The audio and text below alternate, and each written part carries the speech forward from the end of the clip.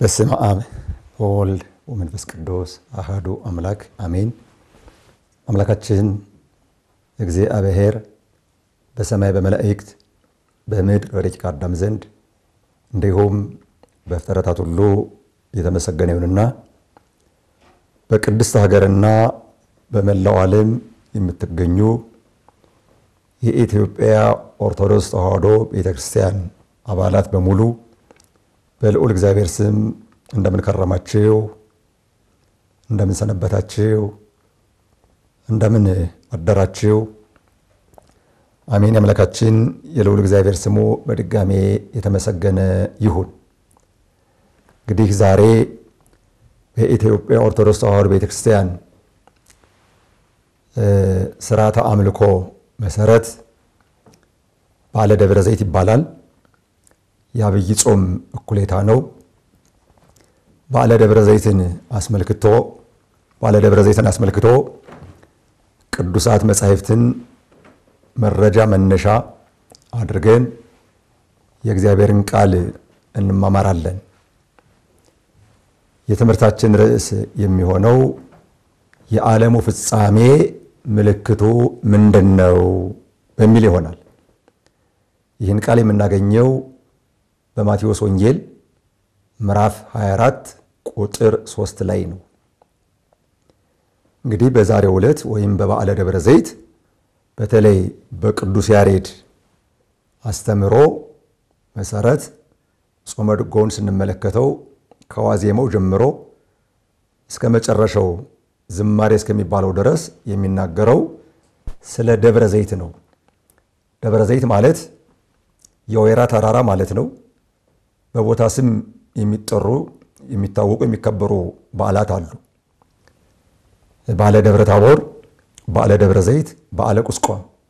እነዚህ በዓላት በቦታ ስም ይከበራሉ። ለምሳሌ ደብረ ታቦር ማለት የታቦር ተራራ ማለት ነው። ነገር ግን ነሐሴ 13 ቀን ሁላችሁ እንደምታውቁት ደብረ ታቦር ብለን እናከብራለን። እንዲሁ ደግሞ በዓለ ደብረ ዘይትን ስናከብር በቦታ ስም የሚጠራ ነው። የወይራ ተራራ ማለት ነው። ተራራው በወይራ ተራራ የተከበበ ስለሆነ ባለ ቁስቋምንም ህዳር 6 ቀን ስናከብር እመቤታችን ከስደት ተመልሳ ያረፈችበት ቦታ ነው። ቦታው ቁስቋም ይባላል፣ ወይም ያቺ ቦታ ቁስቋም ትባላለች። ስለዚህ ያን በዓል ስናከብር ቁስቋም ብለን ነው የምናከብረው እና ከዚህ አንጻር ደብረ ዘይት ማለት የወይራ ተራራ ነው፣ ወይም በወይራ ዛፍ የተከበበ ተራራ ነው። አሁን በጠቀስኩላችሁ በማቴዎስ ወንጌል ምዕራፍ 24 ከቁጥር 1 ጀምሮ እስከ 15 ያለውን ለማየት እንሞክራለን። እስከ 36 ነው በዕለቱ የሚነበበው። ነገር ግን ሁሉንም ለመተንተን ይህ ስለማይኖረን ከ1 እስከ 15 ያለው የደብረ ዘይትን ምስጢር በብዛት ይዞ እናገኘዋለን። ወፂኦ እግዚ ኢየሱስ እምቤተ መቅደስ ሆረ ወቀርቡ አርዳይሁ ወራእይዎ ንድቀ ሕንጻሁ ለቤተ መቅደስ። ጌታችን ኢየሱስ ክርስቶስ ከቤተ መቅደስ ወጥቶ ሄደ። ደቀ መዛሙርቱ ወደሱ ቀርበው የቤተ መቅደሱን አሰራር አሳዩት። ጧት የፀሐይ ብርሃን ሲያርፍበት አይተው ባረፈበት ጊዜ የፀሐይ ብርሃን ባረፈበት ጊዜ ሲያሸበርቅ ሲደምቅ አይተው እንዲህ ሲያምር እንዴት ይፈርሳል ይለናል ብለው ነበርና፣ ምክንያቱም ወደኋላ ቤታችሁ ምድረ በዳ ይሆናል ይፈርሳል ብሏቸዋል። እና እነሱ ቀርበው አድንቀው ይህን የመሰለ ቤተ መቅደስ እንዴት ይፈርሳል ይለናል ብለው የቤተ መቅደሱን አሰራር ሕንጻውን ለኢየሱስ ክርስቶስ ለማሳየት ወደሱ ቀረቡ። ጌታችን ደግሞ መልሶ እንዲህ አላቸው፣ ዋውሳ እግዚ ኢየሱስ ወይቤሎሙ ትሬእዩኑ ዘንተ ኩሎ፣ ይህን ሁሉ ታያላችሁን አላቸው። አማን እብለክሙ ኢይትሐደግ ዝየ እብን ዲበ እብን ዘይትነሰት፣ ድንጋይ በድንጋይ ላይ ሳይፈርስ አይቀርም ብዬ በእውነት እነግራችኋለሁ። ይህ እናንተ የምታዩት ቤተ መቅደስ የተሰራ በድንጋይ ነው። አንዱ ድንጋይ ከአንዱ ድንጋይ ላይ እየተቀመጠ ነው እንዲሁ የተሰራው እና ድንጋይ በድንጋይ ላይ ማኮ ሳይፈርስ አይቀርም። ይኸውም ሊታወቅ በ70 ዓመተ ምህረት ጡጦስ የሚባል የሮም ንጉሥ ኢየሩሳሌምን በወረረበት ሰዓት ከጡጦስ ሰራዊት አንዱ ድንጋይ ከመሰረቱ ፈንቅሎ ሲያወጣ አንድ ድስት የሞላ ወርቅ አገኘ። ያን አይተው ልክ እንደዚህ እንዳንዱ ወታደር እናገኛለን መስሏቸው ሌሎቹም የጡጦስ ሰራዊት ድንጋዩን ባነሳን ጊዜ ወርቅ እናገኛለን ስለመሰላቸው ሁሉም ያን ድንጋይ ሲያነሱ ከሰራዊቱ ብዛት የተነሳ አንዳንድ ድንጋይ ሳይደርሳቸው ቀርቷል። ስለዚህ ድንጋይ በድንጋይ ላይ ይፈርሳል። ይህ ደግሞ ያስደንቃችሁ። እንኳን ሰው ድንጋዩን ከድንጋዩ ላይ አድርጎ የሰራው ቤተ መቅደስ የእናንተም ሰውነት ማኅደረ እግዚአብሔር የሚባለው ሕንፃ እግዚአብሔር የሚባለው የእናንተም ሰውነት ይፈርሳል እያላቸው ነው። ከዚህ በኋላ እንዲህ ይላል፣ ወንዘ ይነብር እግዚእነ ውስተ ደብረ ዘይት ቀርቡ ሀቤሁ አርዳኢሁ ወይቤልዎ። ደብረ ዘይት ተራራ ላይ ተቀምጦ ሳለ ደቀ መዛሙርቱ ወደሱ ቀርበው እንዲህ አሉት፣ ንግረነ ማይዜ ይከውን ዝንቱ፣ ይህ መቼ ይሆናል ንገረን አሉት። ወደሱ የቀረቡት ደቀ መዛሙርት በሊቃውንት ትርጓሜ 4 ናቸው። 3ቱ የታወቁ ባለሟሎቹ ማለትም ቅዱስ ጴጥሮስ፣ ቅዱስ ያዕቆብ፣ ቅዱስ ዮሐንስ፣ 4ኛ ደግሞ ቅዱስ እንድርያስ የቅዱስ ጴጥሮስ ወንድም ነው። እነዚህ 4ቱ ናቸው ቀርበው የጠየቁት። ጥያቄው ምንድን ነው? ይህ ቤተ መቅደስ ይፈርሳል የምትለን መቼ ነው? መቼ እንደሚሆን ንገረን። ከዚያ በኋላ ወምንት ተአምሪው ለምጽአትከ ወለህልቀተ ዓለም፣ ስለ ዳግም ምጽአቱም እያስተማራቸው ነውና የመምጣትህና የዓለሙ ፍጻሜ ምልክቱ ምንድን ነው አሉት። አያችሁ፣ ይህን የጠየቁት እነማን ናቸው? ከሱ እግር ስር ተቀምጠው ወንጌልን ሲማሩ የነበሩት የእሱ ደቀ መዛሙርት ናቸው። ጌታችን ኢየሱስ ክርስቶስ ይህ ጥያቄ በቀረበለት ጊዜ ቀጥታ ለነሱ የሰጣቸው መልስ ምንድን ነው ካላችሁ እንዲህ የሚል ቃል ነው፣ ኦቁ ኢያስቱክሙ፣ እንዳያስቷችሁ ተጠንቀቁ። የእነሱ ጥያቄ እሱ የሚመጣበት ጊዜ መቼ እንደሆነ የዓለሙ ፍጻሜ ምልክቱ ምን እንደሆነ ነው። ምልክት ፈልገዋል። እሱ ግን የሰጣቸው መልስ ከማስጠንቀቂያ ጋር ነው። ተጠንቀቁ፣ ምን እንዳይሏችሁ፣ እንዳያስቷችሁ። እነማን? እስመ ብዙሃን ይመጽኡ በስሜ እንዘ ይብሉ አነ ውእቱ ክርስቶስ፣ ብዙዎች በእኔ ስም ክርስቶስ ነን እያሉ ይመጣሉና። ይሄ በእውነት የሚገርም ነው። ሰው ደፋር ነው፣ ከሃዲ ደፋር ነው። ክህደት እያደገ ሲሄድ ራስን ከዲያብሎስ ጋር እኩል ያደርግና ከዛ በኋላ እኔ አምላክ ነኝ፣ እኔ ክርስቶስ ነኝ ወደ ማለት ይደርሳል። ስለዚህ በዕለተ ምጽአት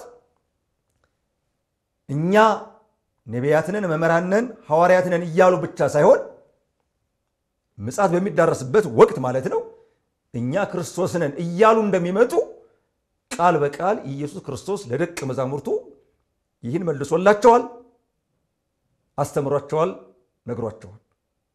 እነዚህ ሰዎች ምን ያደርጋሉ ካላችሁ ወያስትህዎሙ ለብዙሃን፣ ብዙዎችን ያስቷቸዋል፣ ጥቂቶችን አይደለም። ምክንያቱም የሚመጡት ክርስቶስንን እያሉ ስለሆነ ብዙዎቹን ከሃይማኖት ያስወጧቸዋል፣ ማተብ ያስበጥሷቸዋል፣ ወደ ክደት ወደ አምልኮ ጣዖት ይወስዷቸዋል። ነገር ግን እንዳያስቷችሁ ደግሞ ተጠንቀቁ፣ ልትጠነቀቁ ይገባችኋል። ወሶበ ሰማዕክሙ ቀትለ ወድምፀ ጸባኢት ኢተኡቁ ይትደንግጹ፣ ጦርንና የጦርነትን ድምፅ ስትሰሙ ግን ተጠንቀቁ አትደንግጡ ይላል። መጠንቀቅ ያስፈልጋል፣ መደንገጥ ደግሞ አያስፈልግም።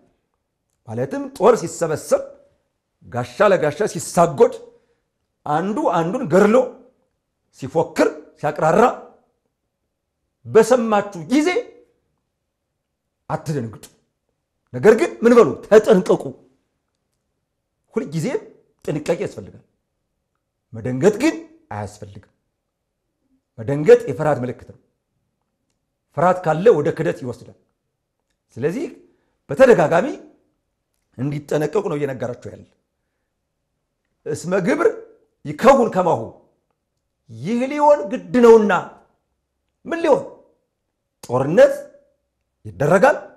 የጦርነት ድምፅ ይሰማል። ይህ አይቀርም። ነገር ግን ይላል በዚሁ ላይ ወባይቱ አኮ በጊዜሃ ዘይሃልቅ ነገር ግን ያን ጊዜ የሚፈጸም አይደለም ካለ በኋላ 6 ነገሮችን ዘርዝሮ ነገራቸው። አንደኛ ወይትነስኡ ሕዝብ ዲበ ሕዝብ ወነገሥት ላይ ለነገሥት ሕዝብ አንደኛ ሕዝብ በሕዝብ ላይ ይነሳሉ፣ ነገሥታት በነገሥታት ላይ ይነሳሉ። አንደኛው ሕዝብ በሕዝብ ላይ ነው። ሁለተኛው ደግሞ ነገሥታት በነገሥታት ላይ ይነሳሉ። ሶስተኛው ወይመጽእ ረሃብ ይመጣል። አራተኛው ወብድብድ ቸነፈር ይሆናል። አምስተኛው ወድልቅልቅ የመሬት መንቀጥቀጥ ንውፅ ውስጥ ይሆናል ይደረጋል። ስድስተኛው ወይከውን ሀከክ በበሀገሩ በየሀገሩ ጠብ ክርክር ይሆናል። በየሀገሩ ነው። ልብ ብላችሁ ስሙ።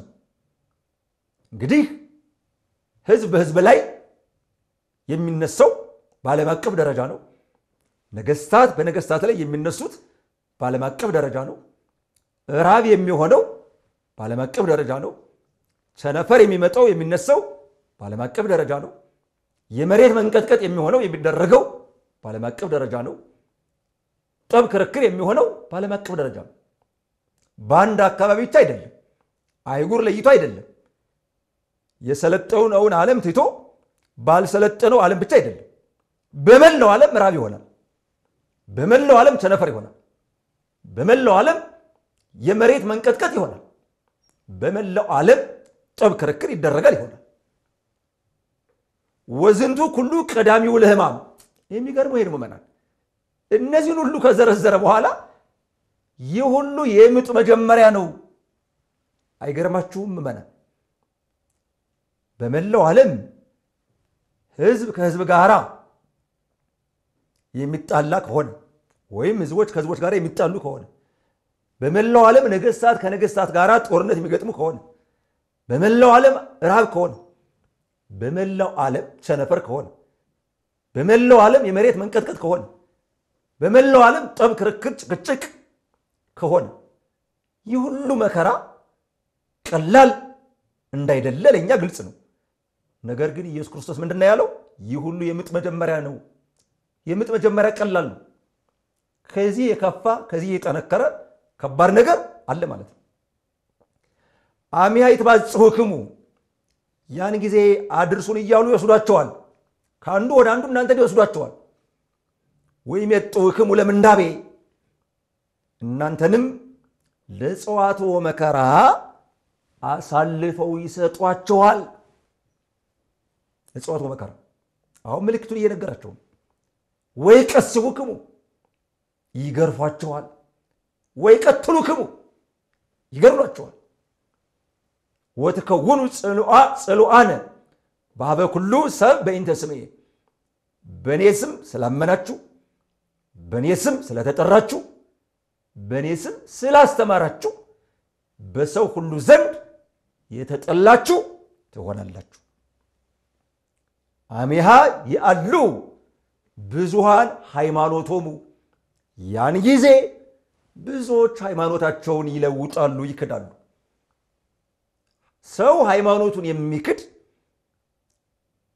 ሌላ እውነት ሌላ የተሻለ ነገር ስላገኘ ሳይሆን ለስልጣኑ ሲል ሃይማኖቱን ይለውጣል፣ ለገንዘብ ሲል ሃይማኖቱን ይለውጣል፣ እንደገና ደግሞ ስለሚፈራ ሃይማኖቱን ይለውጣል።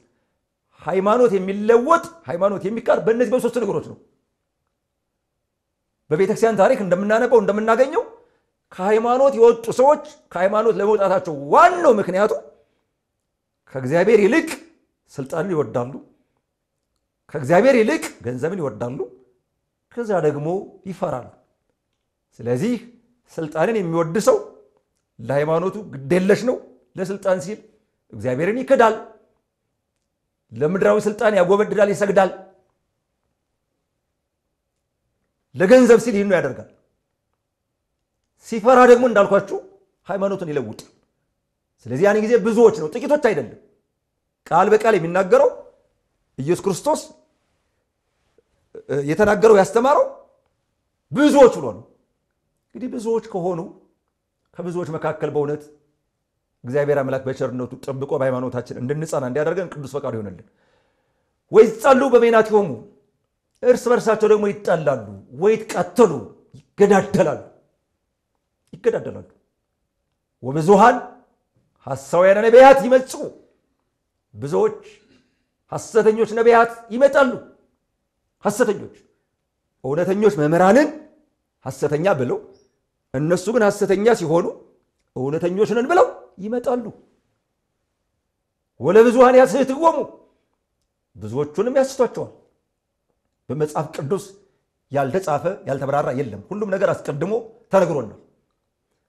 ወእምብዛ አመፃ ወእከይ ትሴኩስ ፍቅር እምብዙሃን ያን ጊዜ ከብዙ በደል ከብዙ ክፋት የተነሳ ፍቅር ከብዙዎች ታንሳለች፣ ትቀዘቅዛለች። ወዛ አዝለፈ ትዕግስቶ ውእቱ ይድህን ነገር ግን ከላይ የዘረዘርናቸው ነገሮች ሁሉ ታግሶ የጠበቀ ትዕግስቱን ያዘወተረ ይድናል። ወትሰበክ ዛ ወንጌል መንግሥት ውስተ ኩሉ ዓለም ዜና ተአምራቱን ጌትነቱን የምትናገር ያቺ የከበረች ወንጌል ወይም ይቺ የከበረች ወንጌል በአራቱ ማዕዝነ ዓለም ትሰበካለች።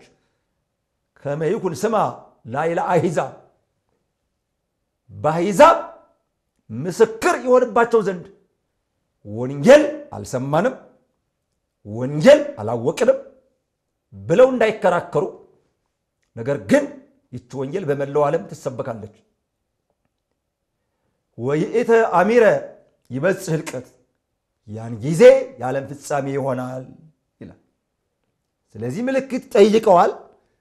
ምልክቱን በዚህ በኩል ነግሯቸዋል።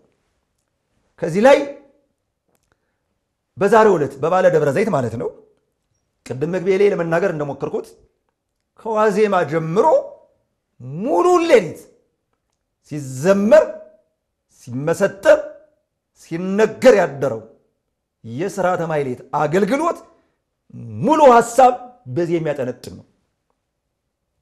አረፍተ ነገር ከአረፍተ ነገር ሊለያይ ይችላል። በምስጢር ግን ከዚህ የወጣ አይደለም። ሁሉም በዚህ ዙሪያ ነው የሚናገረው። ምክንያቱም በአብይ ጾም ያሉት ሰንበታት ዋዜማ እንዳላቸው ይታወቃል። በአብይ ጾም ሰንበታት ሁልጊዜ ዋዜማ ይቆማል ማለት እንደ ቅድስት ቤተልሔም ባሉት ማለት ነው። እንደውም ከሰንበትም አልፎ በቅድስት ቤተልሔም ከሰንበትም አልፎ ዋዜማ ይቆማል። የአገልግሎት ሰፊ የአገልግሎት ቦታ ስለሆነች ያቺ የተቀደሰች ቦታ ቅዱስ ያሬድ ይህኑ የወንጌል ቃል መነሻ በማድረግ በመዝሙሩ እንዲህ ይለናል። እንዘ ይነብር እግዚእነ ውስተ ደብረ ዘይት። ሌላውም እንደዚህ ያለ ነው የሚለው። በነገራችን ላይ እንደው መዝሙሩ ደግሞ ያ ሁላችሁም መዝሙር ሲባል ግልጽ ስለሚሆንላችሁ ብዬ ነው። እንዘ ይነብር እግዚእነ ውስተ ደብረ ዘይት ጌታችን ኢየሱስ ክርስቶስ በደብረ ዘይት ተቀምጦ ሳለ ይቤሎሙ ለአርዳኢሁ ደቀ መዛሙርቱ እንዲህ አላቸው፣ ዑቁኬ ኢያስሕቱክሙ እንዳያስቷችሁ ተጠንቀቁ ወቁ፣ ወንበሩ ድልዋኒክሙ ተዘጋጅታችሁ ኑሩ፣ ተጠንቀቁ፣ ተመራመሩ። የሚያስቱ ሰዎች ይመጣሉና መምጣታቸው አይቀርም ስለማይቀር ብዙሃን ይመጹ በስሜ እንዘ ይብሉ የወንጌሉን ቃል ብዙዎች በስሜ አነ ውእቱ ክርስቶስ ብዙዎች በስሜ እኔ ክርስቶስ ነኝ እያሉ ይመጣሉ። መምጣታቸው አይቀርም። ከድፍረታቸው ብዛት የተነሳ እኛ ክርስቶስን ብለው ነው የሚመጡት። ስለዚህ ቅዱስ ያሬድም በተደጋጋሚ ይህን ቃል አብራርቶ ተናግሯል፣ አስረድቶናል። ስለዚህ መጠንቀቅ ያስፈልገናል ማለት ነው። ቅዱስ ያሬድ ይህን ሲናገር ዝም ብሎ አይደለም።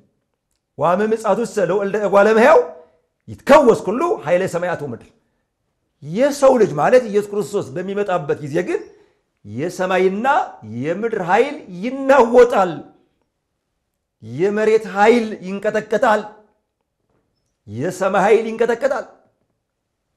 አሚሃ ይበክዩ ኩሎሙ ኃጥአነ ምድር። ያን ጊዜ በዚህ ምድር ላይ የነበሩ ኃጥአን ያለቅሳሉ።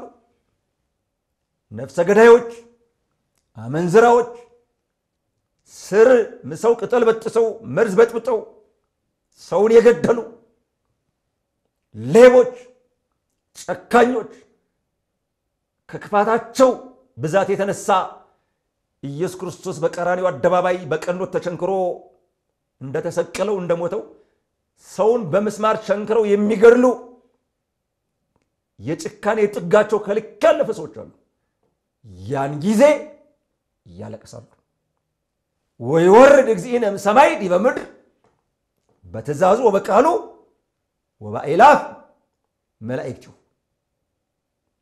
ያን ጊዜ ጌታችን ኢየሱስ ክርስቶስ በትእዛዙ በቃሉ እንደሚመጣ ተናግሯል። በሱ ትእዛዝ በአእላፍ መላእክት ታጅቦ ከሰማይ ወደ ምድር ይመጣል። ዘእምኀበ እግዚአብሔር ከእግዚአብሔር ዘንድ እሱም እግዚአብሔር ነው። ከእግዚአብሔር ዘንድ በተነገረ ቃል ይመጣል። ራሱ ኢየሱስ ክርስቶስ እግዚአብሔር ነው። የሚመጣው ለምንድን ነው? ለፍርድ ነው። ለፍርድ ሲመጣ ኃጥአን ያለቅሳሉ፣ ጻድቃን ደግሞ ደስ ይላቸዋል።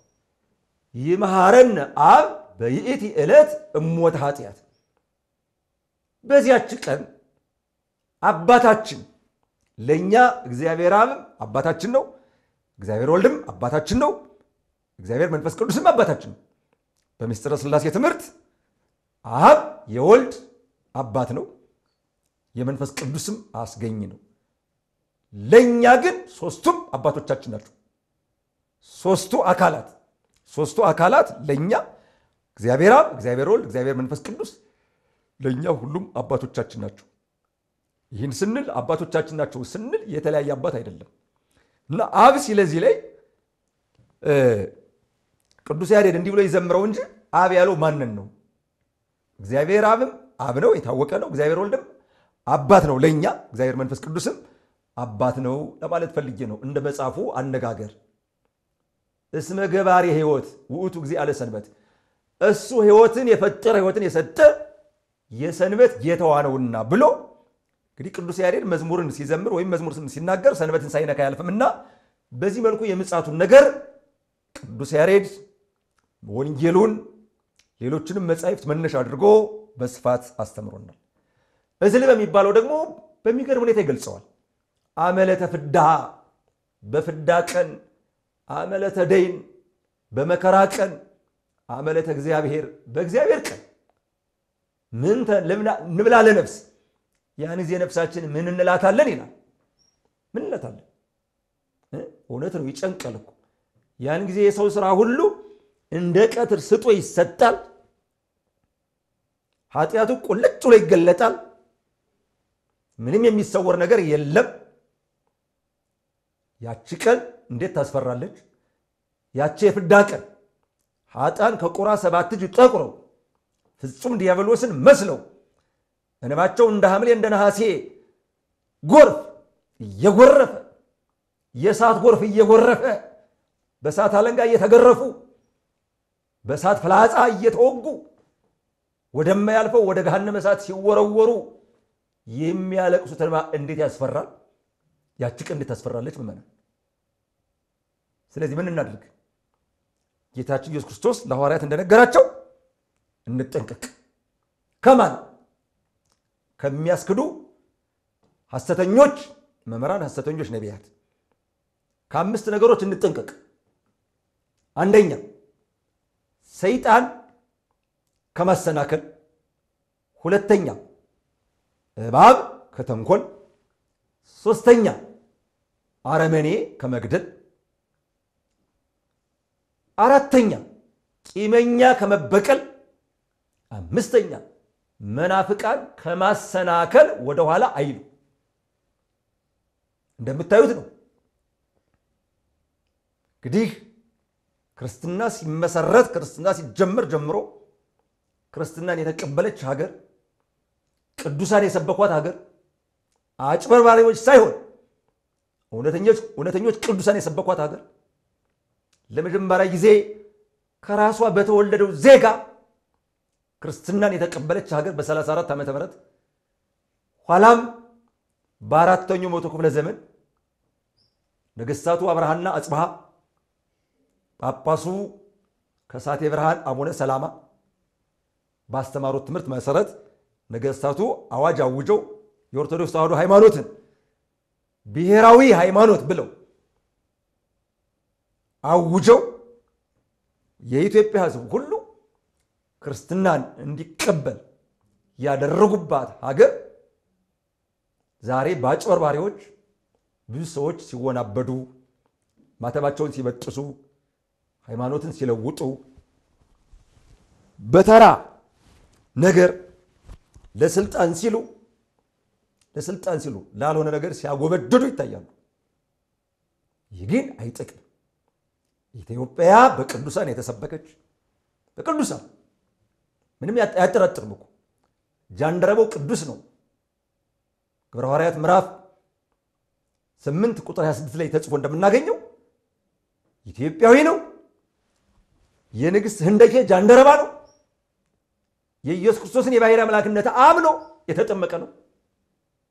ኋላም እንዳልኳችሁ ከሳቴ ብርሃን አቡነ ሰላማን የሚያክሉ ታላቅ ጳጳስ እውነተኛዋን ሃይማኖት በዚች ሀገር ሰብከዋል። ኋላም እንደገና 9 ቅዱሳን ከውጭ ሀገር ሲመጡ ወደ ኢትዮጵያ የመጡበት ምክንያት ኢትዮጵያ የክርስቲያን ሀገር ስለነበረች ነው። ሌላ እኮ አይደለም። ወደ ሌላ ሀገር እኮ አይደለም የሄዱት። የተዋሕዶ ሃይማኖት ተከታይ ስለነበረች ወደዚች ሀገር ነው የመጡት። እና መጠንቀቅ ያለብን አሁን የምናየው ነገር ሁሉ አንዳንድ ነገር ሲሆን እናያለን። መሬት ሲንቀጠቀጥ አሁን ምጽአት ሊመጣ ነው። በሆነ ቦታ ጦርነት ሲነሳ አሁን ምጽአት ሊመጣ ነው። በሆነ አካባቢ ድርቅ ሲሆን ራብ ሲሆን አሁን ምጽአት ሊመጣ ነው የሚል ትምህርት ማስተማር ተገቢ አይደለም። ያን ጊዜ ዓለም አቀፍ ነው ማለት ዓለም አቀፍ። አሁን በሆነ ሀገር ሰላም ነው፣ በሆነ ሀገር ጠብ ነው፣ ጦርነት ነው። በሆነ ሀገር ራብ አለ፣ በሆነ ሀገር ጥገብ አለ። እና አንዳንድ ጊዜ ገበሬ አስደንግጥ በሚባል ትምህርት ያልተማሩ ሰዎች ስብከት አለ። ለምሳሌ ዘንድሮ 2017 በተደጋጋሚ የመሬት መንቀጥቀጥ ይከሰታል። ይህን መነሻ አድርጎ ክርስቶስ ዘንድሮ ሊመጣ ነው፣ ሰማይና ምድር ሊያልፍ ነው ብሎ ማስተማር ተገቢ አይደለም። ከኛ የሚጠበቀው ሁልጊዜ መጠንቀቅ ነው። እንዴት? የሚያስቱ ሰዎች እንዳያስቱን። በቃ ሰው ሃይማኖቱን ካልለወጠ፣ ማተቡን ካልበጠሰ፣ በሃይማኖቱ ጸንቶ በምግባር ቀንቶ ከኖረ፣ ኃጢአት ቢሰራ እንኳን ንስሐ ገብቶ ቅዱስ ሥጋውን ክቡር ደሙን ተቀብሎ ከኖረ ምጽአት ቢመጣም አይፈራም። ቅዱስ ዳዊት በእንደዚህ ንፈር ለማድ ለቅለቀት ምድር ይላል። ምድር እንኳን ብትነዋወጥ ስለዚህ አልፈራም ይላል። ጻድቅ ክርስቲያን በእግዚአብሔር ያመነ እውነተኛ ሰው አይፈራም። ምን ያስፈራዋል? ሌባ ይፈራል፣ ወንጀለኛ ይፈራል። በዚህ ምድር ላይ አሁን ሕግ የጣሰ ሕግን ያፈረሰ ይፈራል። እንደሚታወቀው ሕግን ያልጣሰ ሕግን ያላፈረሰ ግን አይፈራም። ልክ ክርስቶስ ሲመጣ ደግሞ ሕግን የጣሱ ወንጀል የፈጸሙ ይፈራሉ። እነሱ እነማን ናቸው? ኃጥአን ናቸው። የእነሱ ደግሞ ድል ፈንታቸው ጽዋ ተርታቸው ከዲያብሎስ ጋር ነው። ጻድቃን ከፀሐይ 7 እጅ አብርተው ጌታቸውን ኢየሱስ ክርስቶስን መስለው ነጭ በነጭ ለብሰው ከመቃብር ይነሳሉ። ነጭ በነጭ ለብሰው የሚሄዱት ወደ መንግሥተ ሰማያት ነው። ስለዚህ ወደ መንግሥተ ሰማያት የሚሄዱ ጻድቃን አይፈሩም። እስከዚያ ድረስ ግን ፍትህ የእሱ ስለሆነ እኛ በክርስቶስ የባሕርይ አምላክነት ስልጣን ገብተን እንዲህ ነው እንዲህ አይደለም የማለት ስልጣን የለንም። በተጻፈው ማስተማር እንችላለን። ነገር ግን የምንሰማቸው ነገር የሆነ ነገር ሲሆን ቀጥታ ክርስቶስ ዛሬ ሊመጣ ነው ብለው የሚያጨረብሩ ስላሉ እንደሰማችሁት አምና ታቻምና በኬንያ በኡጋንዳ ብዙ የፕሮቴስታንት ፓስተሮች ብዙ ዜጎችን ለሞት ዳርገዋል፣ አጭበርብረዋል። መቼ እንደሚመጣ አይታወቅ። ያን የሚያውቀው እሱ ባለቤቱ ብቻ ነው። ይመጣል ወይ? አዎ። መቼ አይታወቅም። ከኛ ምን ይጠበቃል? መጠንቀቅ። ደቀ መዛሙርቱ ምልክት ጠየቁት። ሲጠይቁት ምንድን ነው ያላቸው? የመጀመሪያው መልሱ እንዳያስቷችሁ ተጠንቀቁ። እንዳያስቱን እንጠንቀቅ። የሚመጣው በግልጽ ነው። በቃ መዝሙረ ዳዊት 49 ላይ እንደተቀመጠው ቁጥር 2 እግዚአብሔር እሰ ገሃደ ይመጽእ የጻሩ ምስባክ ሶስቱ ዲያቆናት በጋራ ሆነው የሰበኩት እግዚአብሔር ግልጥ ሆኖ ይመጣል። ወአምላክነ ያረምም አምላካችን መጥፎ ዝም አይልም። ለፍርድ ነው የሚመጣው። ጻድቃኑን ወደኔ ይላል፣ ኃጣኑን ሆሮም እንደ ይላል። በቃ እሳት ይነድል ቅድሜሁ እሳት ከፊቱ ይነዳል። ኃጣን የሚቃጠሉበት ፍርዱ እሳት ተብሏል። በዚያ እሳት በሆነው ፍርዱ እንዳንቃጠል እንጠንቀቅ። እንዴት? ለምን? እንዳያስቱን። እነማን? እኛ ክርስቶስ ነን፣ እኛ ነቢያት ነን ብለው ከአውሮፓም ከአሜሪካም ከተለያየ ሀገርም የሚያጭበረብሩ ሐሰተኞች መምህራን በመጽሐፍ ቅዱስም እንዳያጭበረብሩን እንጠንቀቅ። አምላከ ቅዱሳን በዓሉን የሰላም፣ የደስታ፣ የፍቅር፣ የአንድነት፣ የበረከት በዓል ያደርግልን። ከዚህ ያደረሰን አምላክ ደግሞ ሱባኤያችን በሰላም አስፈጽሞ ከብርሃነ ትንሣኤው በሰላም ያድርሰን። የኢትዮጵያ ኦርቶዶክስ ተዋሕዶ ቤተክርስቲያን አስተምሮ ወጥነት ያለው በደንብ የተቀመረ በደንብ የተዘጋጀ በጣም የሚገርም ምስጢር ያለበት ነውና ከዚህ ተዋሕዶ ሃይማኖት ለማናወጥ ለማሳት ከሚመጡት የበግ ለምድ ለብሰው ከተሰለፉትና ከመጡት ነጣቂ ተኩሎች ሁሉ ተጠንቀቁ፣ እንጠንቀቅ። ስብሐት ለእግዚአብሔር ወለወላዲቱ ድንግል ወለመስቀሉ ክቡር። ይቆየን። አሜን።